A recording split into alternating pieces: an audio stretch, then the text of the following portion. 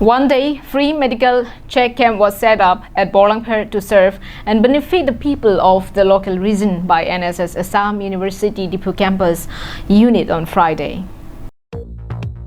As a goodwill gesture towards serving the nation, National Service Scheme NSS Assam University Diphu Campus Unit AUDC, in collaboration with Health Services Karbi Anglong, organized a free medical health check camp at Borlangpher area on 26 August.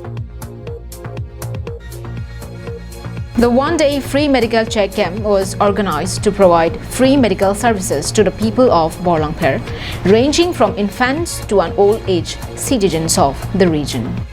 A team of medics, including the doctor and his assistants, had taken forward their role and responsibility throughout the day, while the students of AUDC had also gave their best to provide finest hospitality from their end to the villages.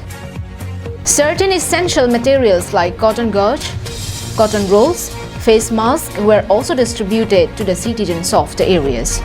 As many as 50 individuals had turned out for their health checkup and benefited from this camp.